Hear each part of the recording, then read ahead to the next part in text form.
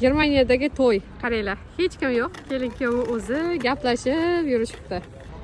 Keyingi kelin mana shu mashinadan tushdi. Qaranglar, o'zini o'zi to'g'rilayapti kelin.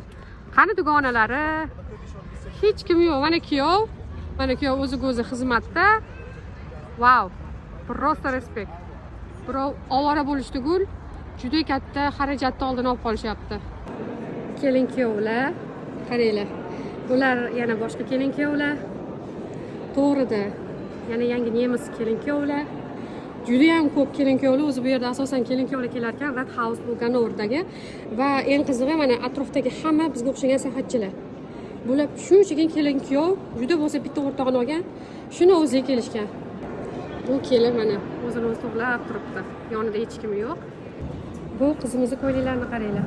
Hech qanday hasham yo'q. Menimcha bizdagi eng arzon ko'ylaklardan. Zato baxtli, zato pulning asosiy qismi yosh oilani kelajagi uchun sarflanishi naqadar to'g'ri tanlov.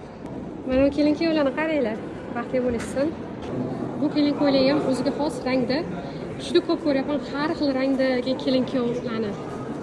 Kelin-kuyovlarning moshinalaridan biri. Gul живой ekan, qoyil lekin hamma narsa tabiiy. Menga eng hammadan yoqqani bunaqa ixcham to'ylar orqali kelin-kuyovga aniq bitta uy olirish mumkin to'ydan keyin. Nima deysizlar?